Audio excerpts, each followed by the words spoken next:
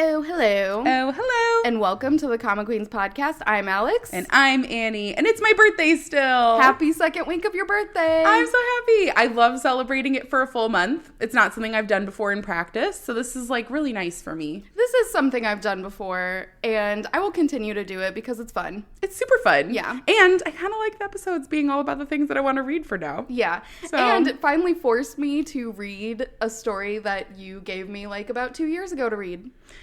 That is accurate. I'm so excited because I'm staring at them literally in a pile right now. Yeah. And I'm like, these get to come home with me. Yeah. They haven't been on my bookshelf in so long. It's going to be like taking a shelter puppy home and being like, welcome. Things have changed. Look at the new scenery. Yeah, they never saw your new bookshelves, did they? No, they didn't. Yeah. And they've never seen all of the books that I bought that I shouldn't have, maybe. Well, debatable. Depends on who you on ask. if you should buy them or not. Yeah, depends on who you're asking. It is fun having an actual pile of books that I completed because I read all of these yesterday. And so I was just stacking them up as I was going, and I was like, look at that list. I know. Look at us data nerds. We're like, look at us having like a physical check-off list. Yeah. Yeah, of course that would feel very cathartic. So satisfying. I'm so proud of you. Thank you. You did read 7 books in a day. I did.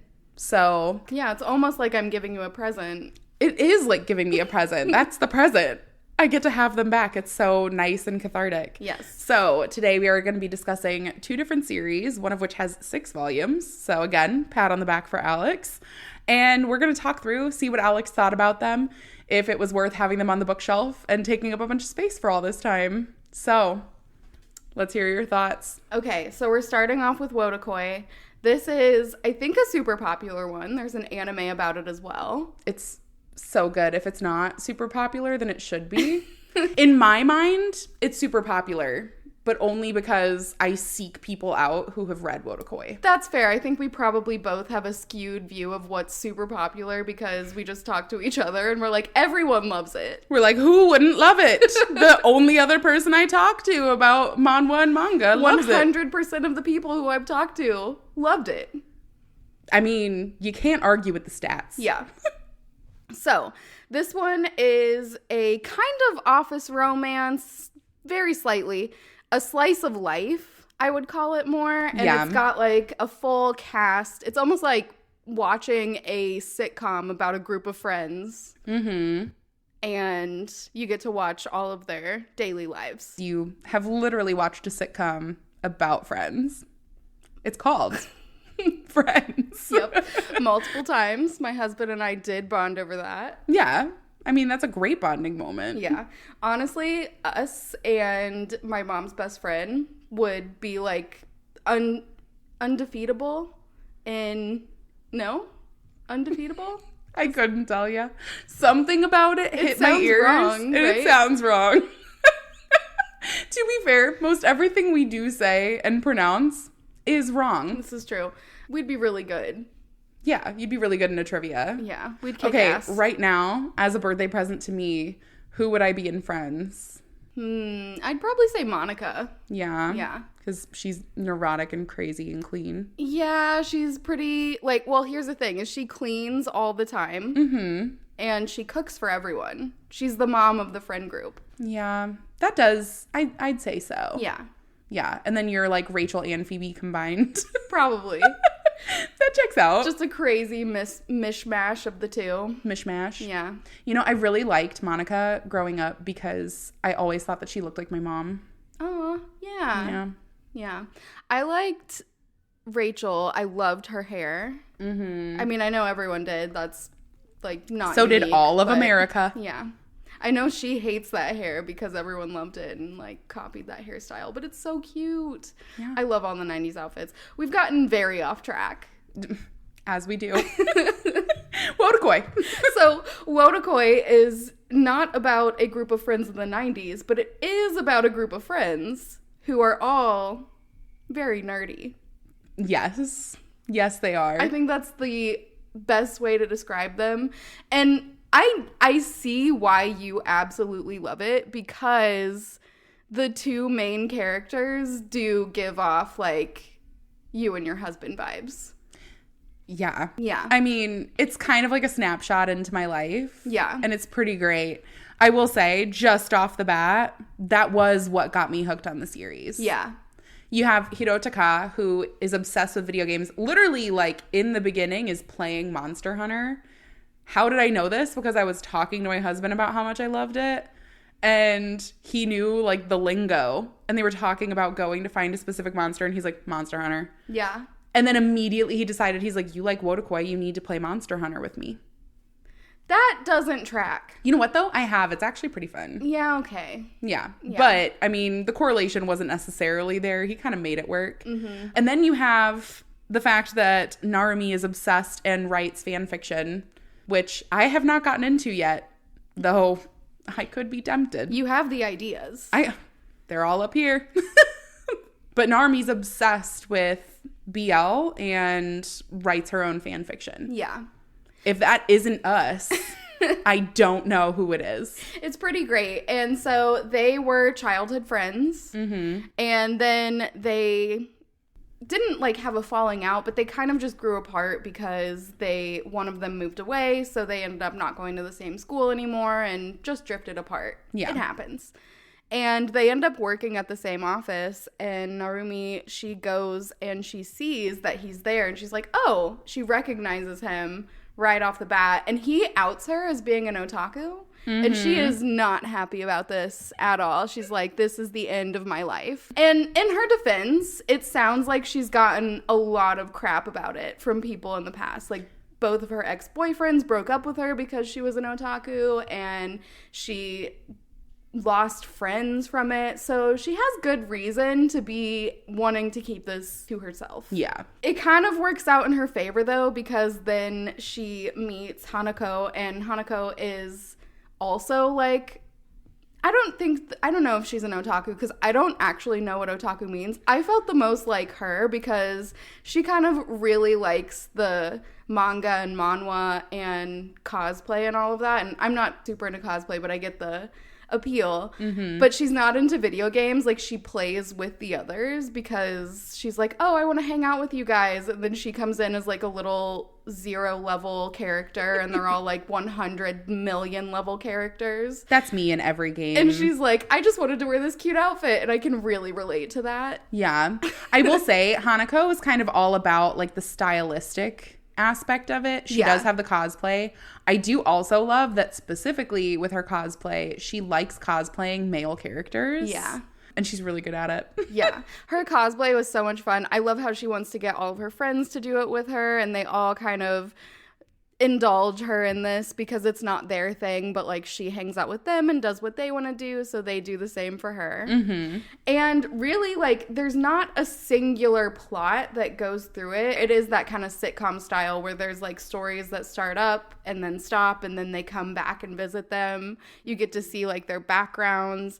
So you see Hanako and her boyfriend Kabakura. Mm-hmm. They are my absolute favorite because they like fight all the time, but like they love each other so much, but like they're just always fighting about the most random stuff, and it's so funny to see. It's so funny. They drag Hirotaka and Narumi into it all the time too. So like when they have an argument, they're like, what do you think? And then everyone's like, this is really awkward. Please stop doing this. Oh, I don't have an opinion. It is so nice though, because since it is that slice of life, you get to feel the love that they have for each other outside of it, because at work they butt heads a lot. Mm-hmm. But, you know, in Japanese culture in general, you try to keep your relationships to yourself. Like, that is very private. So they don't want people at the office knowing that they're together. So it makes sense that, like, when they have a disagreement about work, whatever else, they wouldn't show people that they're loving towards each other. You do see those little hints, though, in private. Yeah. And they really do have just such a dynamic and sweet relationship. Yeah. But you never know it from, like, one little snapshot. It's super fun. And I feel like Hanako is really, like, sentimental.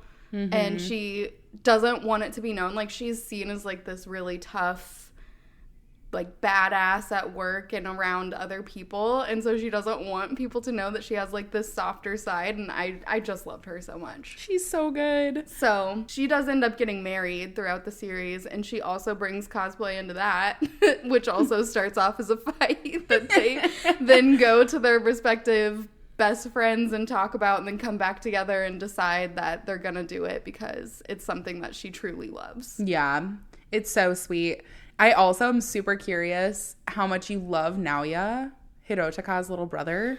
He was so clueless and adorable. I loved it because I did love... Okay, so also this is an aside that I really loved the breaking the fourth wall that they do. It's so funny. Like, at one point, I don't even remember specifically what they were talking about, but one of them says, oh, we haven't talked about that in like 3 pages. Mm-hmm. And I just love that kind of stuff. It's just so fun. Yeah. So they do that, and then he meets a girl, but she has short hair and glasses, and she wears kind of more gender neutral clothes and really baggy clothes, and she's a bit of a loner.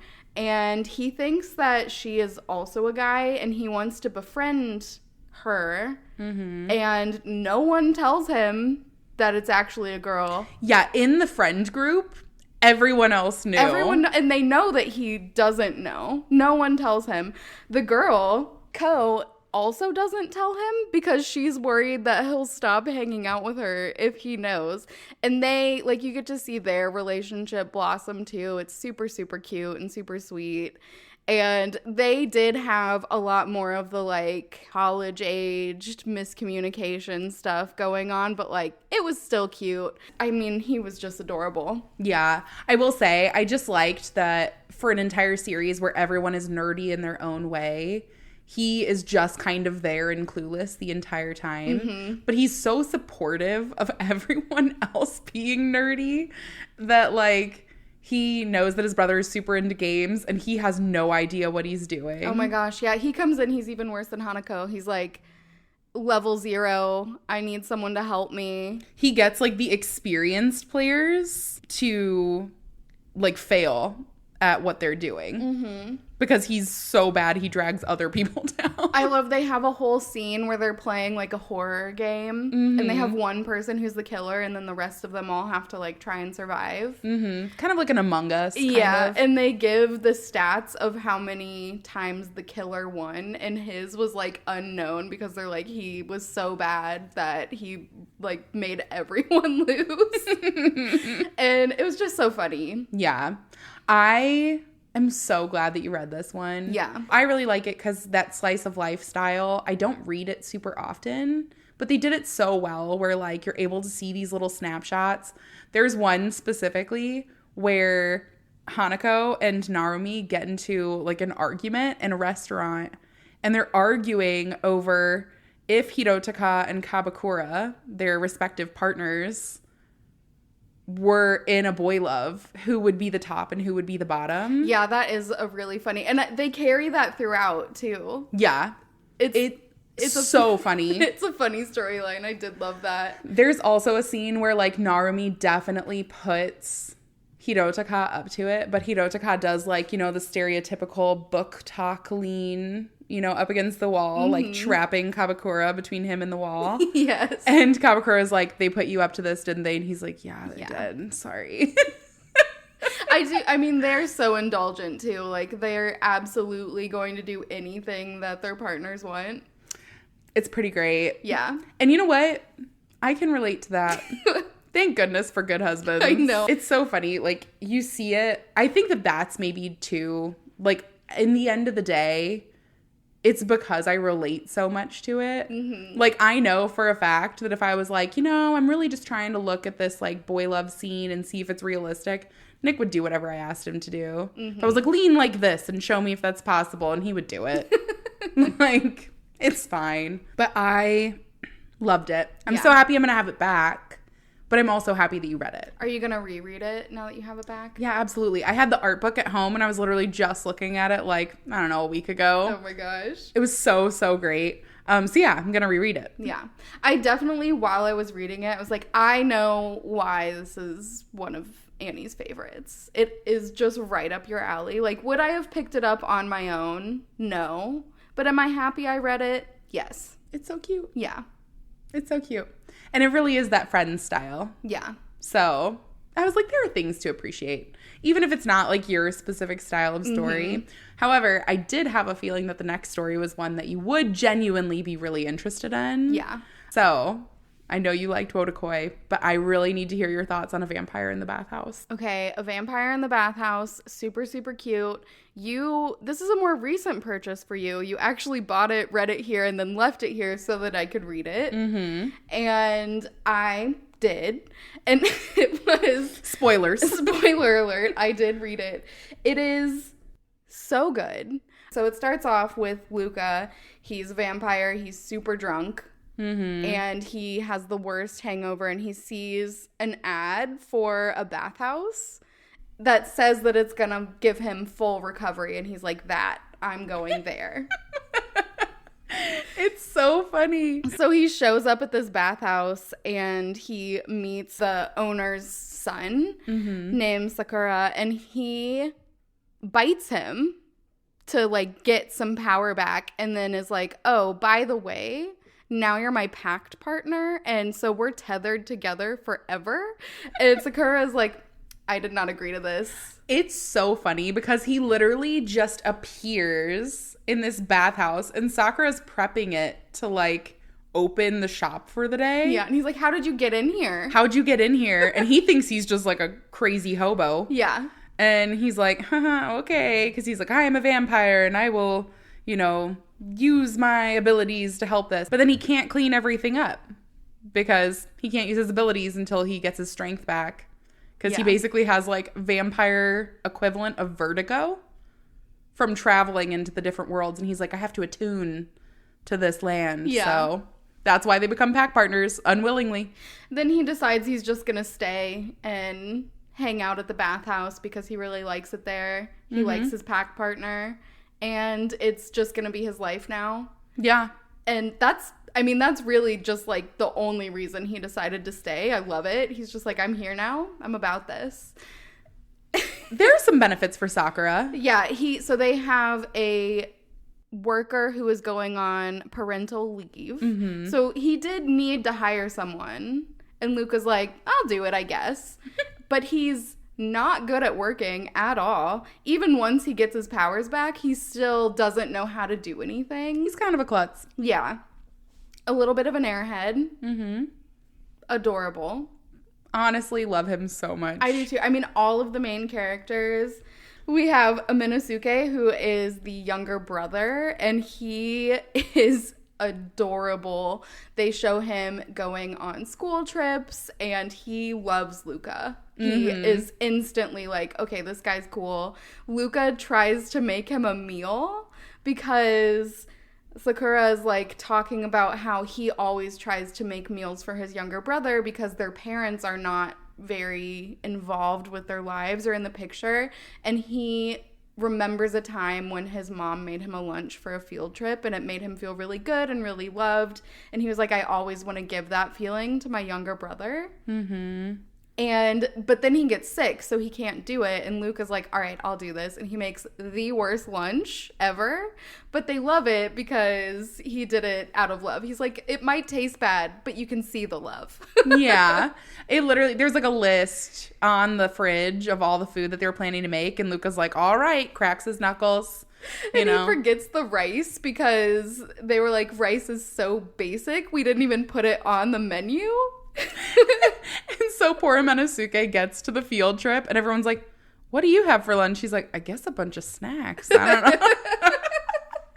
But he does just feel so happy. I love it. Amenosuke also becomes really close with Luca's familiar, whose name is Pequeno, and he is the cutest little demon. Mm-hmm. I love this plot line too because Pequeno has an earring. This earring is connected to something. Mm-hmm. And Luca knows this. Just doesn't care. But he doesn't care.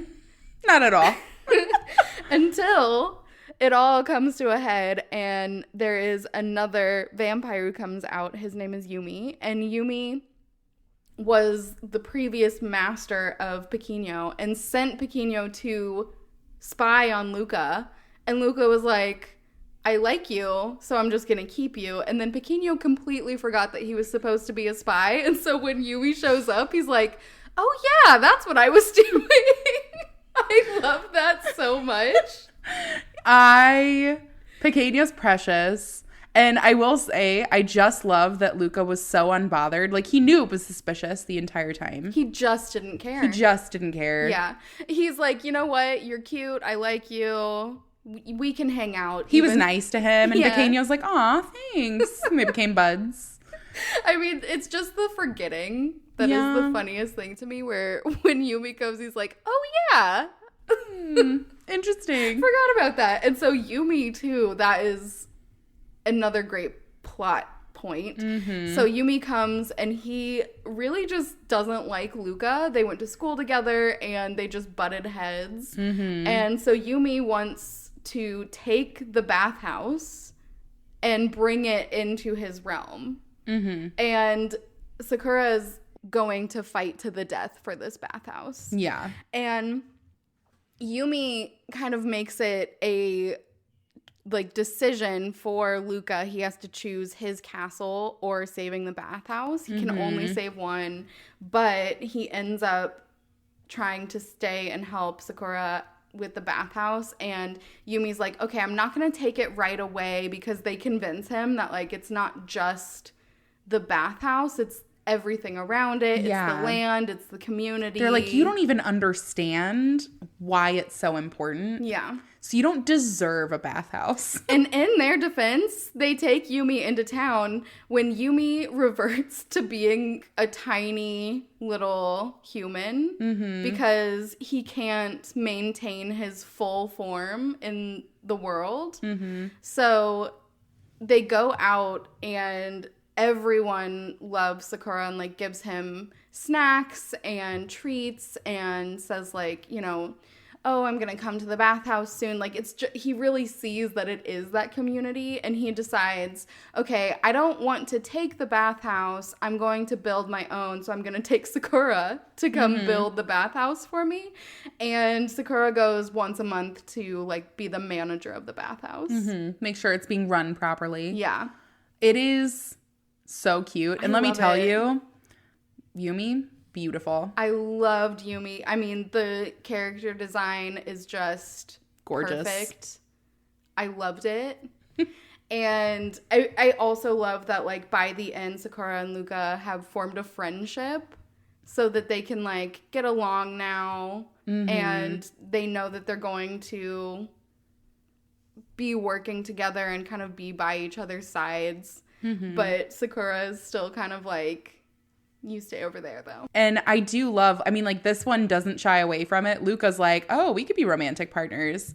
And Sakura's in no way interested. Yeah, he's like, refuses. No, thank you. Yeah, absolutely not. Yeah. Like, blatantly even, like, pushing advances away physically.